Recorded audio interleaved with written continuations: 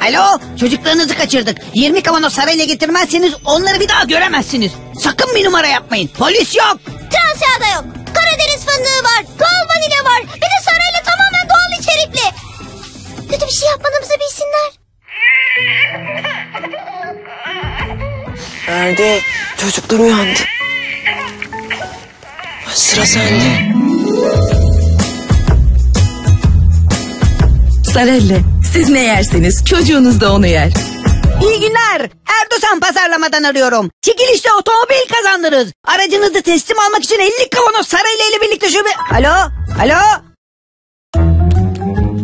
Bak Sarelle diye arayınca 400.000 tane sonuç buldum. Ben bir tane bile bulamadım ya. İçine trans yağ yokmuş. Doğal vanilya varmış. Karadeniz fındığından üretiliyormuş. Ya biliyoruz. Peki biz Sarelle'leri nereden bulacağız? Ona bak sen. Uyandıracaksın bizimkileri. Ya 15 dakikadır uyuyorlar zaten, yeter. Bize Sarelle verene kadar onlara uyku yok. Sarelle, siz ne yerseniz çocuğunuz da onu yer. Yine yeşillendi fındık dalları.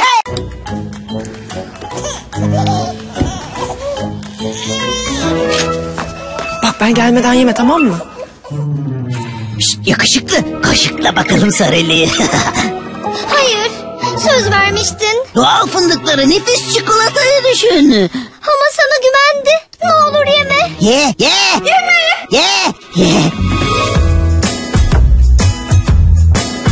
Sarelle, siz ne yerseniz çocuğunuz da onu yer. Ya canı çekmiş, ne yapsın? Bence yapıştır kafasına yastığı.